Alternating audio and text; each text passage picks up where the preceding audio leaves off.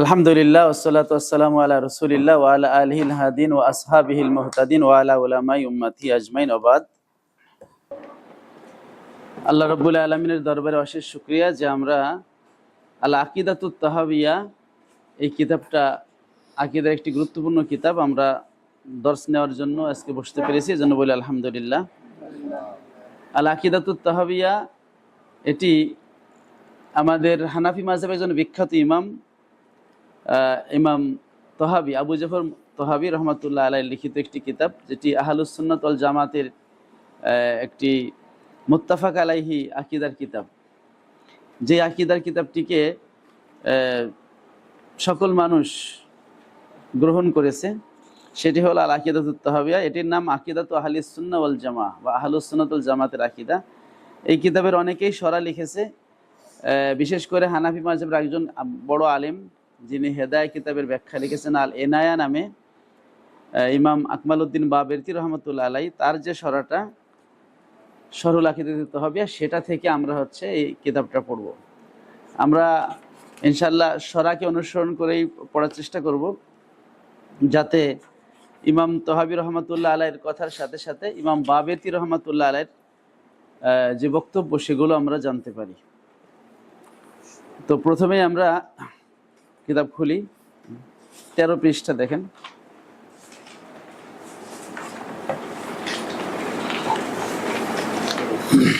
যেহেতু আমরা বাবেরতি রহমতুল্লাহ আলাইহির শরাটা পড়ব, এই জন্য এটাই থাকবে মূল। আর এই শরা বোঝার জন্য যে কথাগুলো আমাদের প্রয়োজন সেগুলো আমরা বলবো।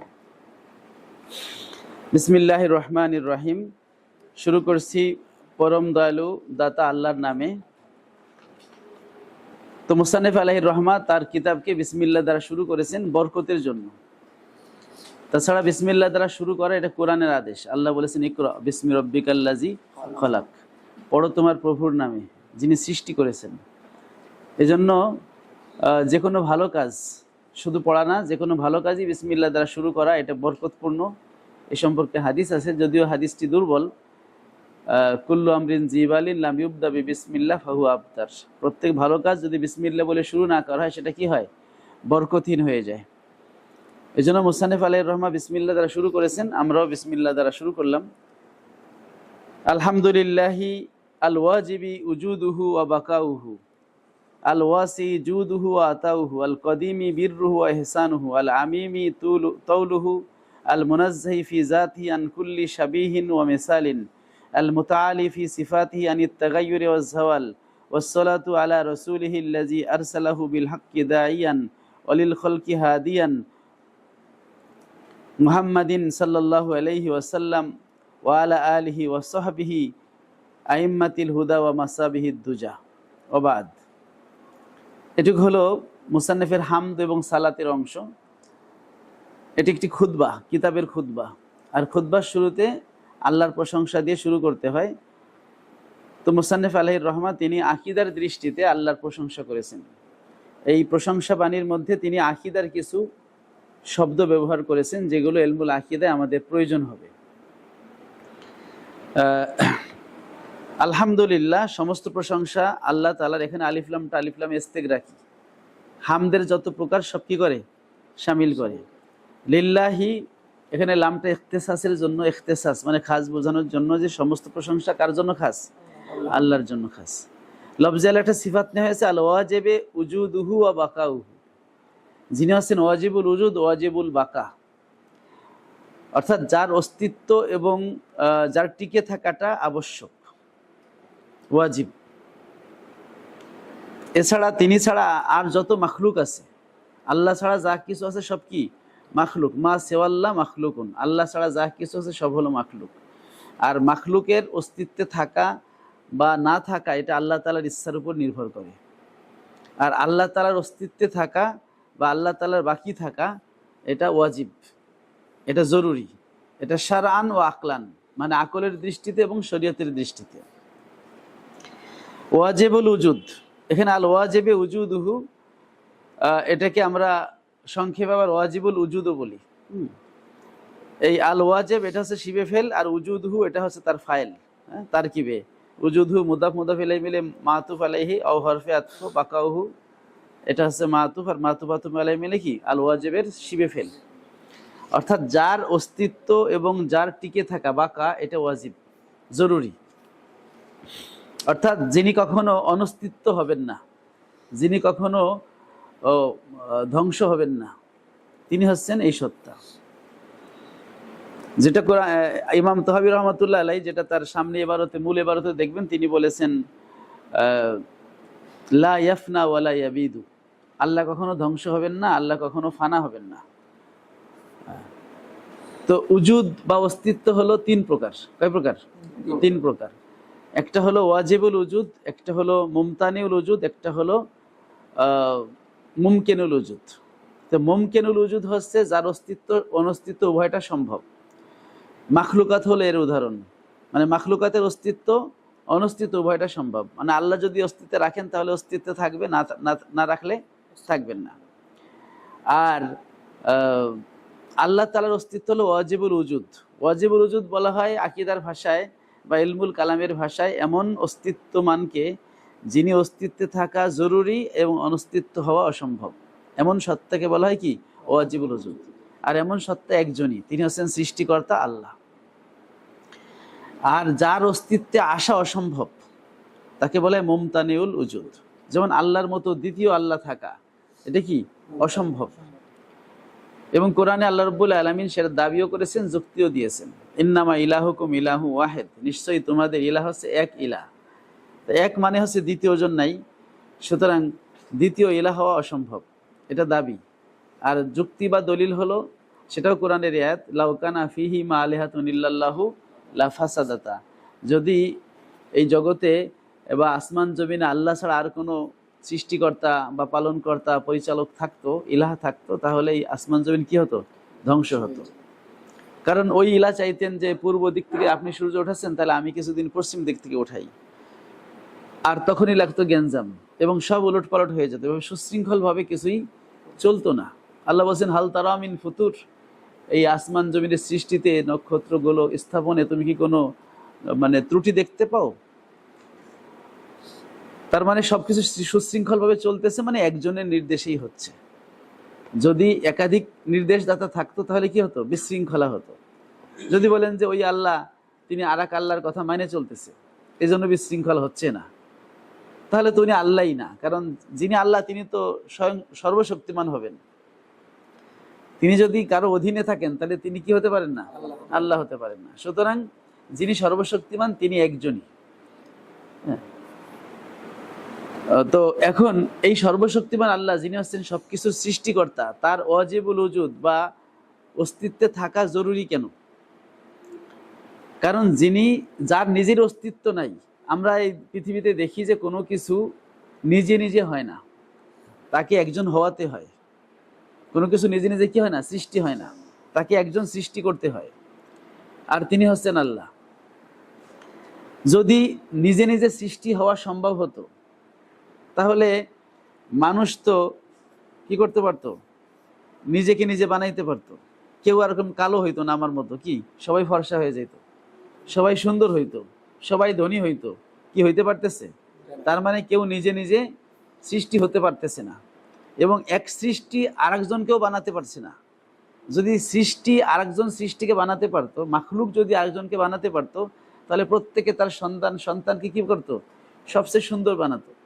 কিন্তু সেটা পারতেছে না, মানে মাখলুকও সৃষ্টি করতে পারে না, মাখলুক নিজেকেও সৃষ্টি করতে পারে না, মাখলুক অন্যকেও সৃষ্টি করতে পারে না। সুতরাং এই মাখলুকই হলো প্রমাণ যে খালেক একজন আছেন, যিনি সবাইকে কি করতেছেন? সৃষ্টি করতেছেন। এখন ওই খালেক হচ্ছেন এমন যিনি স্থায়ীভাবে থাকবেন। কারণ তিনিও যদি অনস্তিত্ব থাকেন তাহলে তিনি আবার অস্তিত্বে কিভাবে আসবেন, তাই না?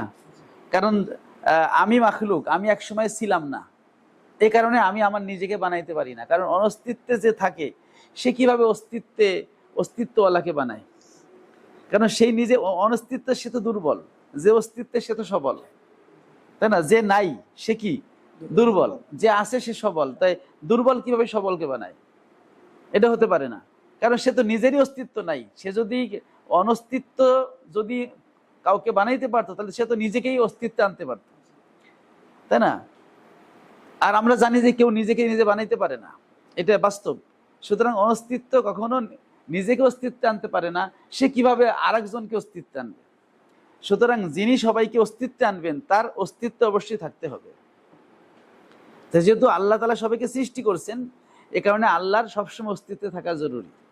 কারণ তিনি যদি অনস্তিত্ব হয়ে যান, যে সাপোজ যে এক সময় আল্লাহ ছিলেন না, তারপরে আল্লাহ অস্তিত্বে আসলেন, এমন যদি বলা হয় এই কুফরি কথাটা, তাহলে এটা অবাস্তব কথা।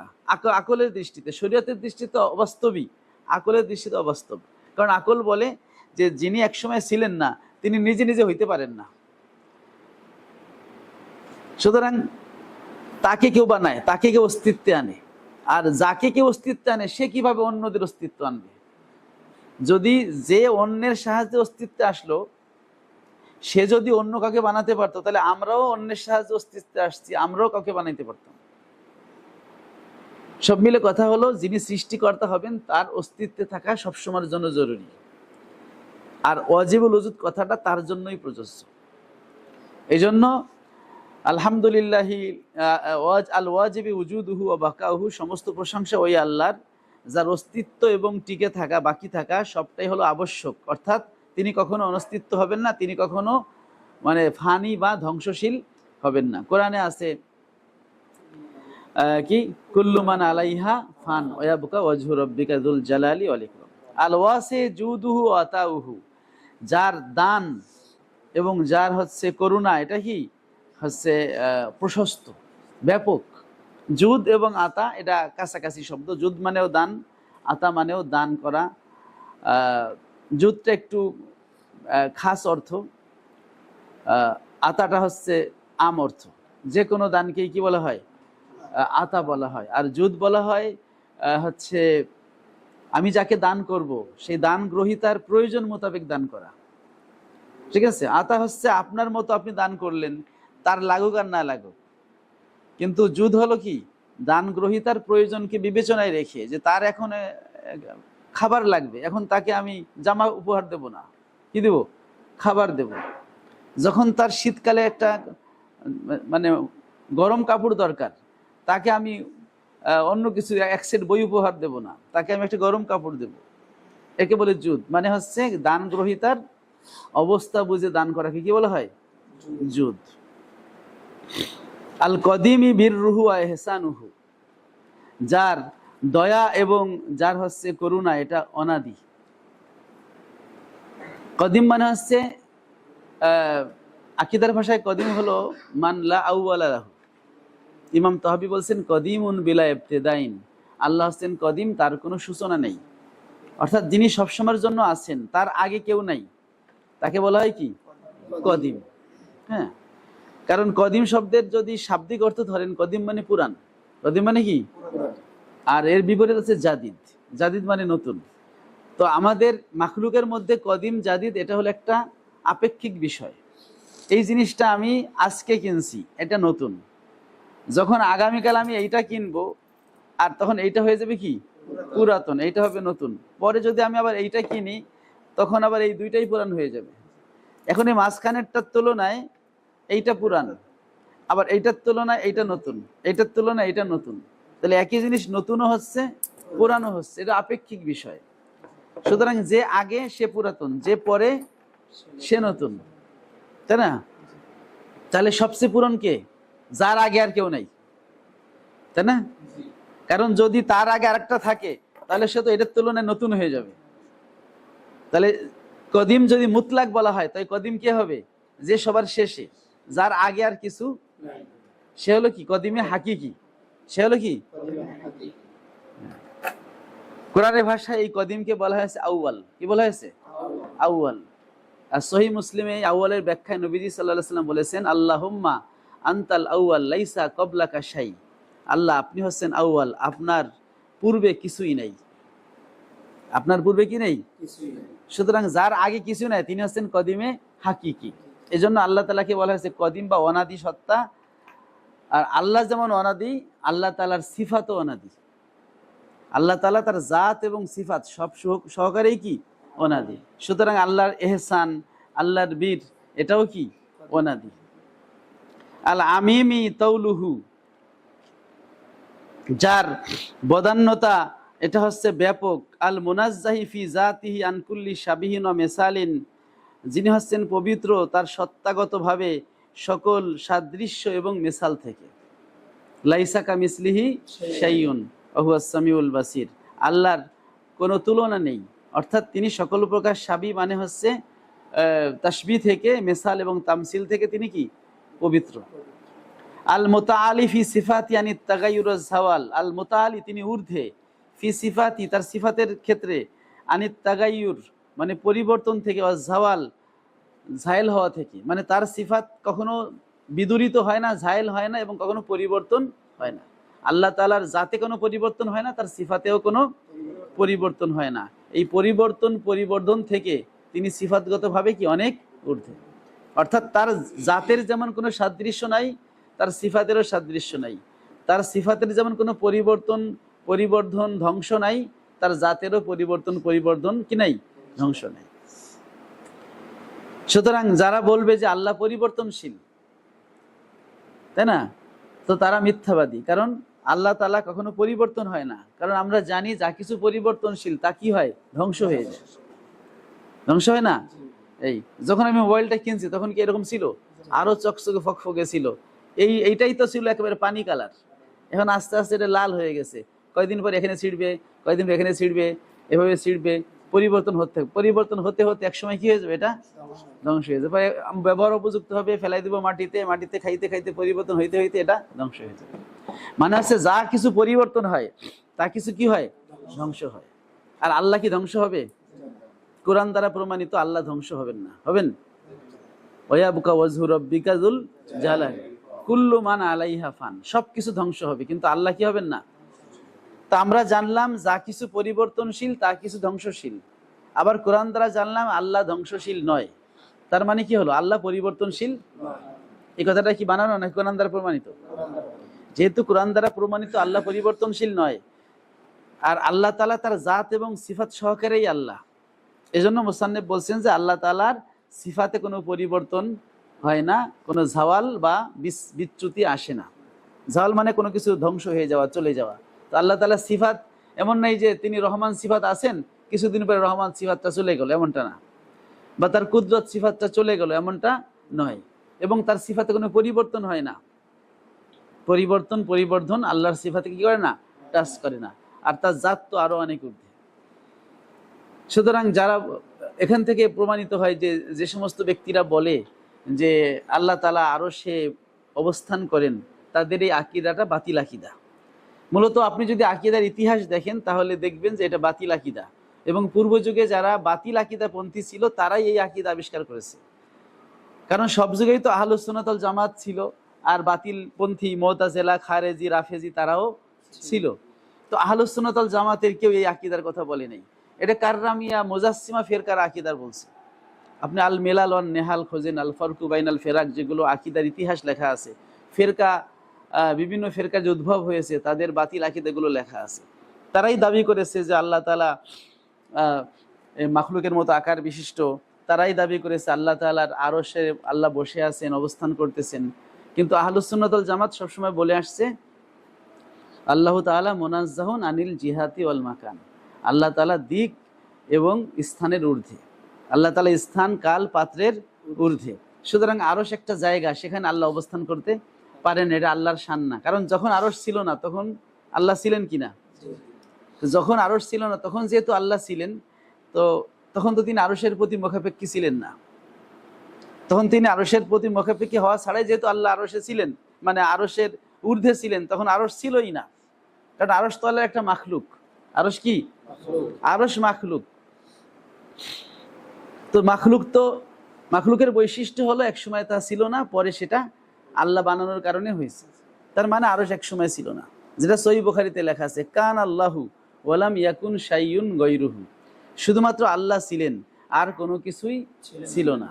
এরপরে আল্লাহ তাআলা একটা একটা করে সৃষ্টি করেছেন। পানি সৃষ্টি করেছেন, পানির উপর আরশ সৃষ্টি করেছেন, এরপরে পানি থেকে মাটি সৃষ্টি করেছেন, এবার ধোঁয়া থেকে আসমান সৃষ্টি করেছেন। মানে একটা একটা করে সৃষ্টি করেছেন। প্রথমে কিছুই ছিল না, শুধু কে ছিল? আল্লাহ ছিল। তো যখন কিছু ছিল না তখন আল্লাহ তো আরশ এবং অন্য সব কিছু থেকে অমুখাপেক্ষী অবস্থায় ছিলেন। তাহলে আরশ যখন আল্লাহ সৃষ্টি করলেন তখন কি তিনি আরশের জন্য মুখাপেক্ষী হয়ে যাবেন? তাহলে আরশ সৃষ্টি করার পর যদি আরশে আল্লাহ অবস্থান নেন তাহলে আল্লাহর পরিবর্তন হলো কিনা? আগে ছিলেন তিনি আরশের অমুখাপেক্ষী, কিছুই ছিল না, পরে আরশ সৃষ্টি করে আরশের মধ্যে স্থান নিলেন, তাহলে তো আল্লাহর পরিবর্তন হলো। আর আমরা জানি পরিবর্তনশীল জিনিস ধ্বংসশীল, অথচ আল্লাহ ধ্বংসশীল নয়, সুতরাং পরিবর্তন তাকে স্পর্শ করতে পারে না। আল্লাহ বলছেন লা ইউবাদদালুল কওলু লাদাইয়া, আমার কোনো কওল পরিবর্তন হয় না। কি হয় না? কওল হচ্ছে আল্লাহর একটা সিফাত, যার সিফাতের পরিবর্তন হয় না তার সত্তারও পরিবর্তন হয় না। সুতরাং এটা বাতিলপন্থীদের আকীদা, যেটা হচ্ছে আমাদের আকীদার কিতাবগুলো প্রমাণ করে। আল্লাহ তাআলা স্থান কাল পাত্রের ঊর্ধ্বে।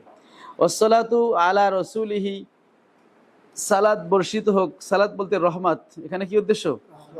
সালাতুল্লাহ, আল্লাহর দিকে নিসবত হলে সালাত মানে হবে রহমত, বান্দার দিকে নিসবত হলে সালাত মানে দোয়া, ফেরেশতার দিকে নিসবত হলে সালাত মানে ইস্তেগফার, আর পশু পাখির দিকে হলে সালাত মানে তাসবিহ। যেমন সাল্লাল্লাহু আই রহিমাল্লাহু, এখানে আসসালাত মানে সালাতুল্লাহ, আলিফ লামটা ইওয়াজ আনিল মুজাফ ইলাইহি, এখানে মুজাফ মূলে ছিল সালাতুল্লাহি আলা রাসূলিহি, আল্লাহর পক্ষ থেকে রহমত বর্ষিত হোক কার প্রতি? তার রসুলের প্রতি। আল্লাযী আরসালাহু, যাকে তিনি পাঠিয়েছেন, বিল হককে, সত্য সহকারে, দাইয়ান কি হিসেবে?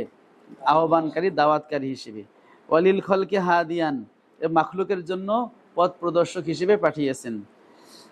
মুহাম্মাদিন, এটা হচ্ছে বদল হচ্ছে এই রসুলিহি থেকে, যিনি যার নাম হচ্ছে কি? মুহাম্মদ সাল্লাল্লাহু আলাইহি, আল্লাহ তাআলা রহমত বর্ষণ করুন তার প্রতি, ওয়া আলা আলিহি, এবং তার পরিবারের প্রতি, ওয়াসসাহবিহি, এবং তার সাহাবীদের প্রতি, আইম্মাতিল হুদা, যারা হচ্ছেন কি? হেদায়েতের ইমাম, নেতৃত্ব দানকারী, ও মাসাবিহিদ দুজা, এবং অন্ধকারের বাতি সাদৃশ। ওবাদু, যাই হোক, হামদের পরে এবং দুরুদের পরে, ফাইন্না আজাল্লাল উলুমে ওয়া আলাহা ওয়া আউজাবাহা আলাল আকিলে তাহসিলান ওয়া আউলাহা ইলমু উসুলুদ্দিন। মুসান্নিফ বলতেছেন ফাইন্না আজাল্লাল উলুমে ওয়া আলাহা, মানে উলুম মানে হচ্ছে শাস্ত্র বা বিভিন্ন জ্ঞান। তো শাস্ত্র সমূহের মধ্যে সবচেয়ে মহান, আজাল মানে কি? জালিল থেকে আজাল, হ্যাঁ, মহান, ও আলাহা, এবং সবচেয়ে উন্নত জ্ঞান, মানে বিদ্যাসমূহের মধ্যে সবচেয়ে মহান এবং সবচেয়ে উন্নত। ও আউজাবাহা আলাল আকিল তাহসিলান, এবং একজন জ্ঞানী ব্যক্তির জন্য অর্জনের ক্ষেত্রে সবচাইতে বেশি ওয়াজিব, বেশি জরুরি।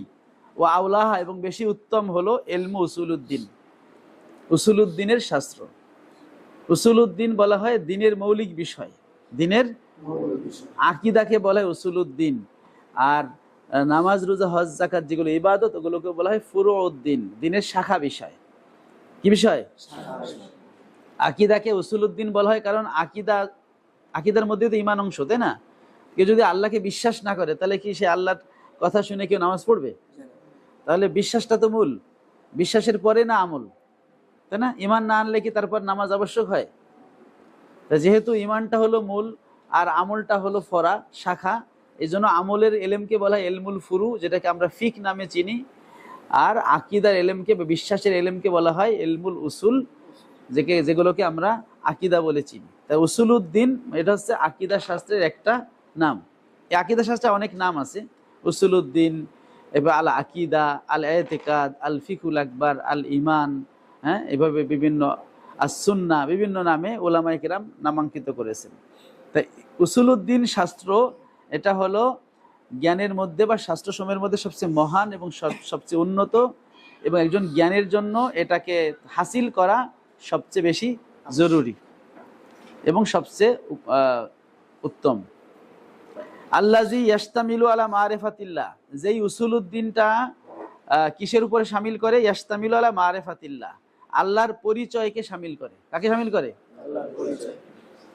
আল্লাহর পরিচয় লাভ করা। আল্লাতী হিয়া আসলু কুল্লি ইলমিন, আল্লাহর পরিচয় হলো সকল এলেমের মূল। আর সে আল্লাহর পরিচয়কে শামিল করে এই উসুলুদ্দিন। কারণ ঈমান না হলে আপনি নাজাত পাবেন না আখিরাতে। তো ঈমান আনতে গেলে কার উপর ঈমান আনবো? আল্লাহর প্রতি। আল্লাহকে যদি আমি না চিনি তো ঈমান আনবো কিভাবে? আমি যদি কোনো একটা কিছু বিশ্বাস করতে চাই, সেই বিষয়টাকে তো আমাকে জানতে হবে। এই জন্য আল্লাহর পরিচয় জেনেই না আল্লাহকে বিশ্বাস করতে হবে। যদি আল্লাহর পরিচয় না জেনে বিশ্বাস করতে যাই, তাহলে যা বিশ্বাস করা লাগবে সেটা আমরা বিশ্বাস করব না, আর যেটা লাগবে না সেটা করে ফেলবো। এই জন্য আল্লাহ সম্পর্কে আমাদের কি করতে হবে? আগে জানতে হবে। তারপরে হচ্ছে আল্লাহর প্রতি আমাদের ঈমান আনা। তো ঈমান আনার জন্য আল্লাহর মারিফাত দরকার। আর এই আল্লাহর পরিচয় বা মারিফাত সম্পর্কে এই বিষয়গুলো ইলমুল উসুলউদ্দিন বা আকীদার জ্ঞানের মধ্যে কি রয়েছে? সেটা বলছে যে উসুলউদ্দিন যেটি আল্লাহ তাআলার পরিচয়কে শামিল করে, আর যেই আল্লাহর পরিচয় লাভ করা যেটা হলো সকল জ্ঞানের মূল। মানশাউ কুল্লি সাআদাতিন, এবং সকল সৌভাগ্যের উৎস। লিআজলিহা খুলিকাস সাকালান, এই আল্লাহর পরিচয়ের জন্যই জিন ইনসানকে কি করা হয়েছে? সৃষ্টি করা হয়েছে। আলামা ফুসসিরা কাউলুহু তাআলা, যার ভিত্তিতে বা যেই শব্দ দ্বারা তাফসির করা হয়েছে আল্লাহ তাআলার বাণী, ওমা খলাকতুল ইনসা জিন্না ওয়াল ইনসা ইল্লা লিয়াবুদুন। আর আমি সৃষ্টি করিনি জিন এবং ইনসানকে শুধুমাত্র আমার ইবাদতের জন্য ছাড়া। এখানে ইবাদত দ্বারা ইবাদতের ব্যাখ্যা করা হয়েছে লিয়ারিফুন। কি ব্যাখ্যা করা হয়েছে? যেন তারা আমাকে চিনতে পারে। তাহলে লিয়াবুদুনের তাফসির হচ্ছে কি? লিয়ারিফুন। তাআলামা ফাসসারা ক্বাউলাহু তাআলা লিয়ারিফুন ইবনু আব্বাস তরজমানুল কোরআন। ইবনু আব্বাস হচ্ছে ফাসসারার ফাইল। তাহলে যেই মারিফাতের জন্যই হচ্ছে আসমা কি বলে জিন ইনসানকে সৃষ্টি করা হয়েছে, সেই মারিফাতকে শামিল করে মারিফাতুল্লাহ, আল্লাহর পরিচয় জানা, এইটাকে শামিল করে উসুলউদ্দিন। তাহলে এই আমাদের সৃষ্টি করা হয়েছে আল্লাহর পরিচয় লাভের জন্য, আর সেই আল্লাহর পরিচয় সংক্রান্ত জ্ঞান হচ্ছে উসুলউদ্দিন বা আকীদার মধ্যে। তাহলে এটাই তো সব জ্ঞানের মূল।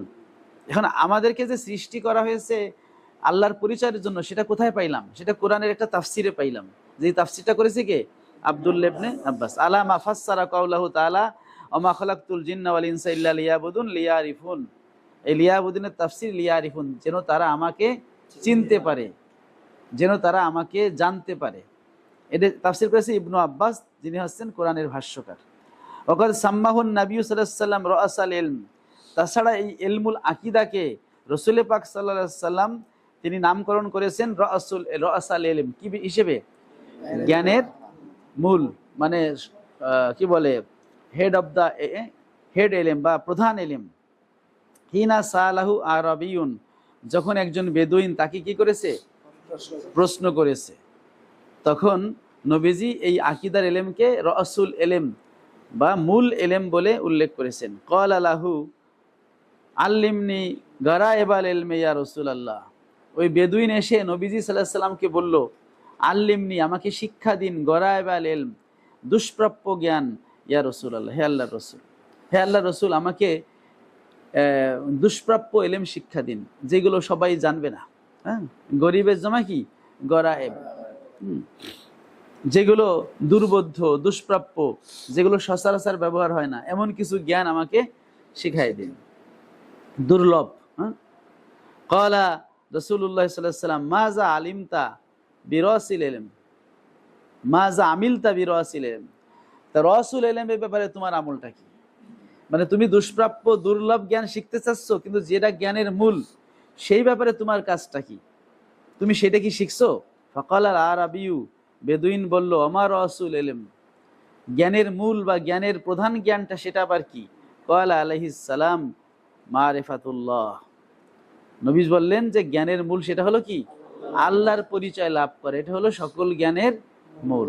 হাদিসটি ওয়াকি ইবনুল জাররা তার আজ-জুহদ কিতাবে, আবু নুয়াইম তার হিলিয়াতুল আউলিয়া কিতাবে উল্লেখ করেছেন।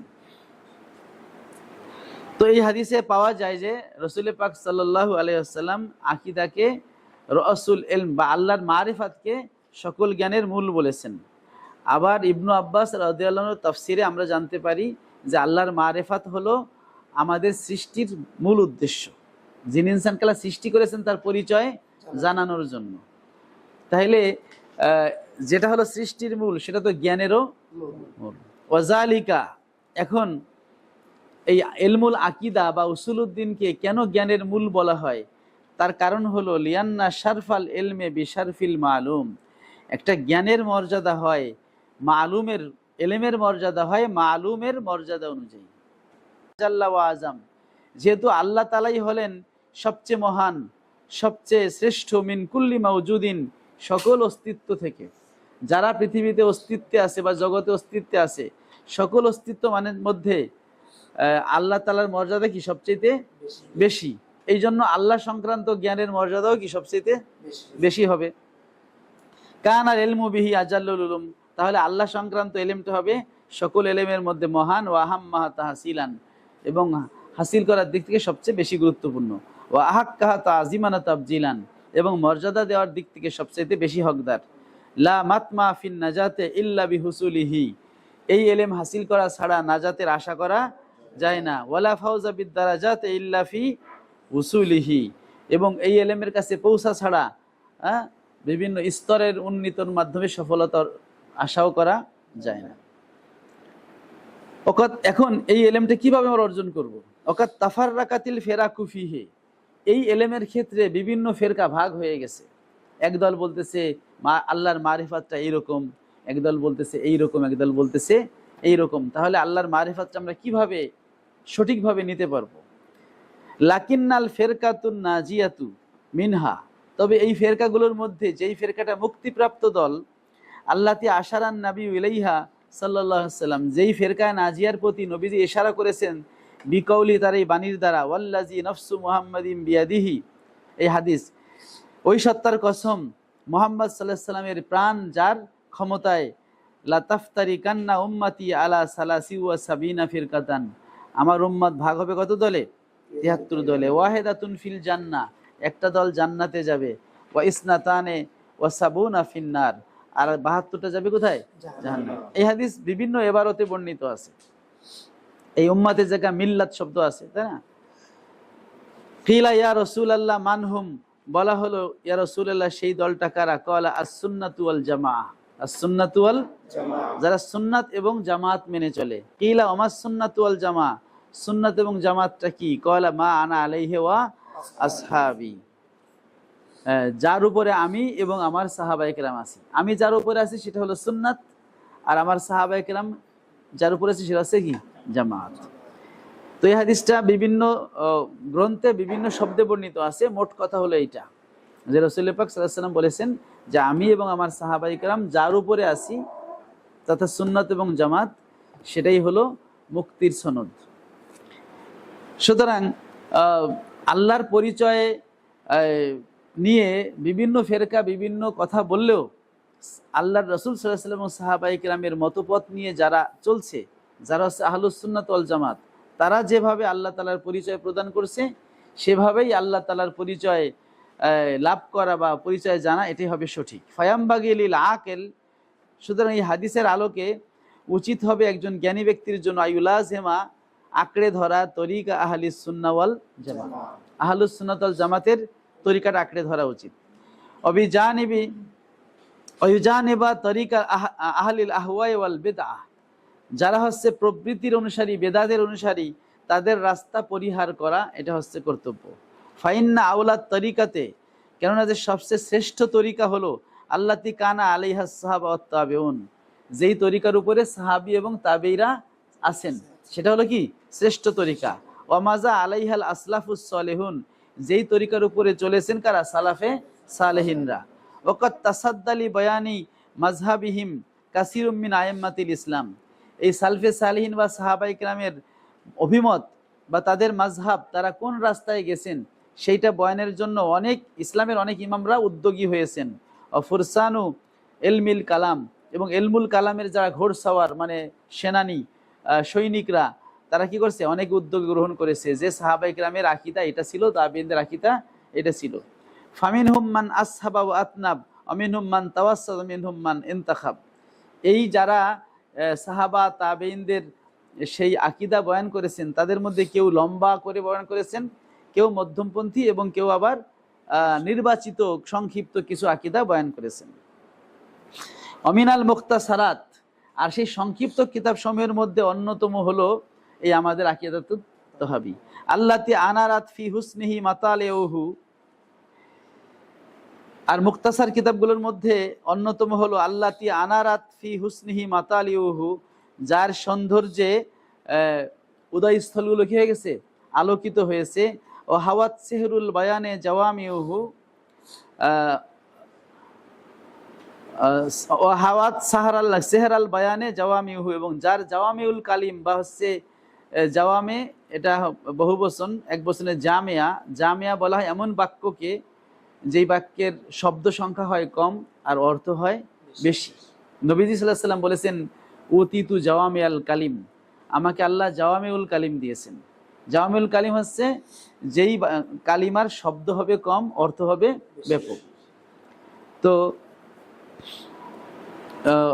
মুসান্নিফ বলতেছেন যে ওই মুক্তাসার কিতাবগুলো, যেগুলো অল্প বা সংক্ষেপে যে আকীদার কিতাবগুলো লেখা হয়েছে, সেই কিতাবের মধ্যে যেই কিতাবের সৌন্দর্য উদয়স্থলকে আলোকিত করেছে, আর যার হাওয়াত সেহরাল বায়ানে জাওয়ামিউহু ও বাদাইউহু, যার আশ্চর্য বিষয় এবং যার জাওয়ামিউল কালিম বা ওই যে অল্প শব্দে অধিক অর্থ বিশিষ্ট বাক্য শামিল করেছে, যার বয়ানের কি জাদুকরি বয়ান, ও মা সন্নাফা, যেটা হচ্ছে রচনা করেছে আল বাহরুজ জাখার আল ফাখের আবু জাফর মোহাম্মদ আবু জাফর আত-তাহাবি রহিমাহুল্লাহ। আল বাহরুজ জাখার, হ্যাঁ, মানে ওনাকে বাহার বা জ্ঞানের সাগর হিসেবে তুলনা করা হয়েছে, ঠিক আছে। তো যিনি হচ্ছেন জ্ঞানের সাগর ইমাম আবু জাফর আত-তাহাবি, ফারাগিবান নাসু ফি কিরাআতি ওয়া হিফজিহি, লোকেরা আগ্রান্বিত হয়েছে সেই কিতাবটা পড়ার প্রতি, ও হিফজি, এবং সেটা মুখস্থ করার প্রতি। কেন? লিকাসরাতি ফাওয়াইদিহি, যেহেতু এই কিতাবের মধ্যে ফায়দাটা কি বেশি। ও উজুবাতে লফজিহি, এবং এর শব্দগুলো খুব মিষ্টি, মানে এটা মিল মিল দিয়ে, এটা কি অন্ত মিল দিয়ে এই কিতাবটা লেখা, ঠিক আছে। যেমন কদিমুন বিলা ইবতিদা ইন, দাইমুন বিলা ইনতিহা ইন, ইবতিদা ইনতিহা মিলাই দেওয়া আছে। এভাবে এর শব্দগুলো খুবই চমকপ্রদ, মিষ্টি, আর ফায়দা মানে মতন কম কিন্তু ফায়দা অনেক বেশি। এ কারণে লোকেরা এটা পড়া এবং মুখস্থ করার প্রতি আগ্রহী হয়েছে। এ কারণে ইফা শারাহাতুহু শারহান মুখতাসারান, এ কারণে আমি বাবেরতি এই কিতাবের একটা মুখতাসার ব্যাখ্যা লিখেছি, ইউবাইয়িনু আসরারাহু, যে ব্যাখ্যাটা এই কিতাবের গোপন ভেদ রহস্যগুলো কি করবে, বয়ান করে দিবে। ওয়াইওয়াদ্দিহু মুশকিলাতিহি, এবং এর জটিল বিষয়গুলোকে তাওজি বা ব্যাখ্যা করে দিবে। ওয়াকশিফু আস্তারাহু, তার পর্দাটা খুলে দিবে। মুতামেদান আলাল্লাহি, আল্লাহর উপরে ভরসা করিয়া। মুফিদিল খৈরে ওয়াল জুদ, যিনি হচ্ছেন কল্যাণ এবং দানের ফায়েজ দানকারী। ওয়াহেবি উজুদিন কুল্লি মৌজুদ, প্রত্যেক অস্তিত্ব মানের অস্তিত্ব যিনি দানকারী, সেই আল্লাহর প্রতি নির্ভর করে, মুতামিদান মানে ভরসা করে বা নির্ভর করে আমি এই কাজটা করেছি। ওয়ালাম্মা জাআ ফি গায়াতিল হুসনি ওয়ান নাদারা, আচ্ছা,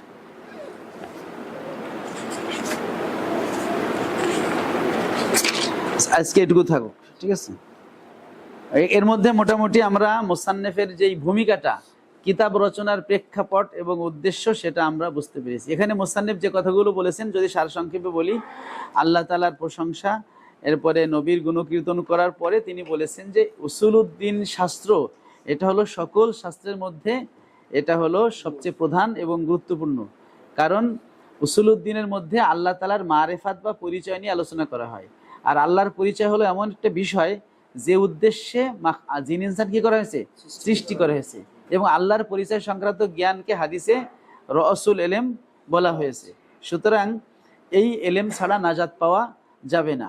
তাছাড়া কোনো একটা এলেমের গুরুত্ব বাড়ে ওই এলেম কার সম্পর্কে, মানে মালুমের কারণে। তো এই যে আকীদার মালুম হচ্ছে কে, আল্লাহ। আল্লাহ সম্পর্কে তো আমরা এখানে জানি যে আল্লাহ কি, কেমন। তো যেহেতু আল্লাহর মর্যাদা সবচেয়ে বেশি, এই জন্য আল্লাহ সংক্রান্ত জ্ঞান, এই ইলমুল আকীদা বা উসুলুদ্দিনের মর্যাদা সবচেয়ে বেশি। এজন্য আল্লাহ সম্পর্কে আমাদের জানা দরকার খুব ভালো করে। কিন্তু আল্লাহ সম্পর্কে বিভিন্ন ফেরকা কি হয়ে গেছে, তৈরি হয়েছে, তারা এক এক রকম কথা বলতেছে। তো এই জন্য আমরা দেখবো হাদিসে কাদের কথা বলা হয়েছে। আমরা দেখলাম রাসূলুল্লাহ পাক সাল্লাল্লাহু আলাইহি ওয়াসাল্লাম বলছে যে আমার উম্মত ৭৩টা দলে ভাগ হবে, এর মধ্যে ৭২টা দল জাহান্নামে যাবে, একটি দল হচ্ছে মুক্তি পাবে। তো যে মুক্তিপ্রাপ্ত দল হচ্ছে যারা রাসূলুল্লাহ পাক সাল্লাল্লাহু আলাইহি ওয়াসাল্লামের মত এবং সাহাবায়ে কেরামের মতের উপরে, মানে সুন্নাত এবং জামাত নিয়ে আছে।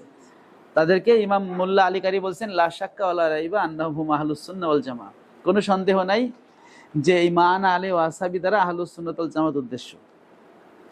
সুতরাং যারা আহলুস সুন্নাত ওয়াল জামাত এর মত এখতিয়ার করেছে এবং যারা আহলুল আহওয়াল বেদাত, যারা প্রবৃত্তি এবং বেদাতের অনুসারী, তাদেরকে বাদ দিয়েছে, সেই সাহাবায়ে কেরাম, সেই দলটাই মূলত সাহাবায়ে কেরাম, তাবেইন এবং সালফে সালেহিনের আকীদা বয়ান করেছে। তো এই ক্ষেত্রে অনেকে আবার খুব লম্বা করে বলেছে, অনেকে মধ্যমপন্থী, অনেকে সংক্ষেপে। তো সংক্ষিপ্ত কিতাবগুলোর মধ্যে যেই কিতাবটা সবচেয়ে সুন্দর, যার ফায়দা বেশি, যার শব্দগুলো খুব চমকপ্রদ এবং বাক্যের গাঁথনি ভালো, এমন একটা কিতাব ইমাম আবু জফর তহাবী লিখেছেন। সেটা মানুষে গুরুত্ব দিয়ে মুখস্থ করেছে এবং পড়েছে। এই জন্য বাবেরতি বলেছেন যে আমিও সেটার ব্যাখ্যা করেছি, যে ব্যাখ্যার মাধ্যমে এই কিতাবের মানে মুশকিল জায়গাগুলো, এগুলোকে আমি ব্যাখ্যা দিয়েছি এবং এর যে পর্দাটা উঠাই দিয়েছি, মানে এর মধ্যে যে গোপন ভেদগুলো আছে সব আমি ইনশাল্লাহ খুলে দিয়েছি। আর এই আকিদাতুত তহাবীর যেই বাবেরতির সরাটা হলো সবচাইতে উপকারী সরা এবং আহলুস সুন্নাত ওয়াল জামাতের দৃষ্টিতে। যদিও আরও অনেকেই এই বাবেরতির আকিদাতুত তহাবীর সরা লিখেছে, কিন্তু এটা হচ্ছে সবচেয়ে ভালো সরা। এমনকি যারা লামাযহাবী, যারা তারাও এই কিতাবের সরা লিখেছে। ইবনে তাইমিয়ার একজন ছাত্র, যারা হচ্ছে, যার নাম হচ্ছে আবুল ইজ আল হানাফি। ও আসলে হানাফি না, ঠিক আছে, যাই হোক, আবুল ইজ হানাফি, সে তো ইবনে তাইমিয়ার শাগরেদ এবং ইবনে তাইমিয়ার মতো সেও বাতিল আকীদার অধিকারী। সে এই কিতাবের ব্যাখ্যা লিখেছে, সেটি আনার আগে, হ্যাঁ, কিন্তু সেই ব্যাখ্যাটার মধ্যে অনেক বাতিল কথাবার্তা আছে, যেগুলো আমরা সামনে যখন আসবে তখন ইনশাল্লাহ আমরা ধরাই দেবো। তো আজকে এটুকু থাকুক। আসসালামু আলাইকুম ওয়া রাহমাতুল্লাহ।